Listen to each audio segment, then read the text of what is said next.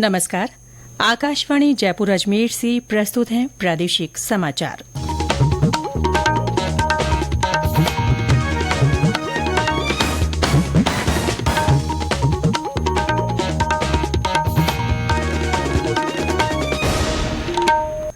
समाचारों के साथ मैं रितिका गुप्ता।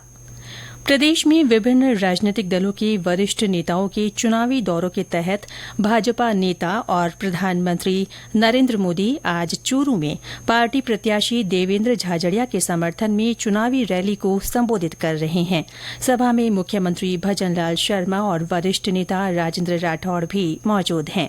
इस अवसर पर श्री मोदी ने पिछले 10 वर्षों में देश में हुए विकास कार्यों का जिक्र करते हुए कहा कि भारत की अर्थव्यवस्था में इस दौरान काफी मजबूती आई है।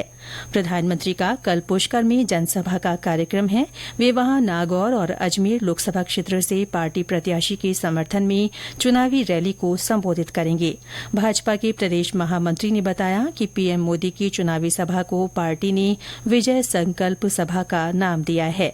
इस बीच आज कांग्रेस पार्टी ने लोकसभा चुनाव 2024 के लिए अपना घोषणा पत्र जारी कर दिया है। नई दिल्ली में कांग्रेस मुख्यालय पर आयोजित कार्यक्रम के दौरान पार्टी के कई वरिष्ठ नेता मौजूद रहे। लोकसभा चुनाव के दूसरे चरण के लिए दाखिल किए गए नामांकन पत्रों की आज जांच की जा रही है। कल नामांकन भरने का अंतिम दिन था। इस चरण के लिए प्रदेश की 13 सीटों के वास्ते 216 प्रत्याशियों ने 304 नाम निर्देशन पत्र दाखिल किए हैं। लोकसभा चुनाव के पहले चरण के तहत आज से होम वोटिंग के लिए मतदान प्रक्रिया शुरू हो गई है। इस चरण में 13 अप्रैल तक सुबह 7 बजे से शाम 6 बजे तक मतदान दल घर घर जाकर पात्र मतदाताओं से मतदान करवाएंगे। इस चरण से वंचित रहे मतदाताओं को होम वोटिंग के दूसरे चरण के तहत 15 और 16 अप्रैल को मतदान करवाया जाएगा। जयपुर में भी होम वोटिंग कराई जा रही है। इसी के तहत 93 वर्षीय वयोवृद्ध जस्टिस वीएस दवे ने मतदान किया। उन्होंने निर्वाचन आयोग की इस पहल को सराहनीय बताया। होम वोटिंग में 85 साल से अधिक आयु वर्ग और 40% से अधिक दिव्यांगता वाले मतदाताओं को ये सुविधा दी जा रही है। निष्पक्ष और भयमुक्त चुनाव संपन्न कराने के लिए पुलिस और प्रशासन प्रयासरत है। इसी को लेकर जोधपुर संभागीय आयुक्त बीएल मेहरा ने आज पोकरण उपखंड कार्यालय में बैठक लेकर कानून व्यवस्था की समीक्षा की। उन्होंने निष्पक्ष और निर्भीक निर्वाचन के लिए किए गए सुरक्षा प्रबंध, संवेदनशील और अति संवेदनशील मतदान केंद्रों पर सुरक्षा बल की तैनाती की भी समीक्षा की। उन्होंने अधिकारियों को क्षेत्र में लगातार निगरानी के निर्देश दिए। इस अवसर पर संभागीय आयुक्त ने मतदान प्रतिशत बढ़ाने के लिए बीएलओ को कार्य योजना बनाकर चिन्हित क्षेत्रों में विशेष गतिविधियां आयोजित करने को कहा। सांचौर के रानीवाड़ा में पुलिस और पैरामिलिट्री फोर्स ने मिलकर फ्लैग मार्च निकाला। शहर के संवेदनशील क्षेत्रों में निकाले गए फ्लैग मार्च से भयमुक्त मतदान करने का संदेश दिया गया। इस बीच स्वीप गतिविधियों के तहत श्रीगंगानगर के करणपुर में रैली निकालकर स्वास्थ्य केंद्रों पर मतदान की शपथ दिलाई गई।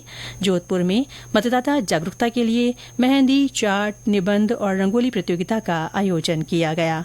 उधर भरतपुर के पुलिस परेड ग्राउंड में वोट फॉर नेशन थीम को लेकर मानव आकृति बनाकर मतदान का संदेश दिया गया।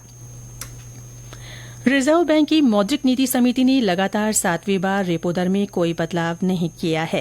रिजर्व बैंक के गवर्नर शक्तिकांत दास ने आज द्विमासिक मौद्रिक नीति की घोषणा की और रेपो रेट को 6.5% पर ही बरकरार रखा।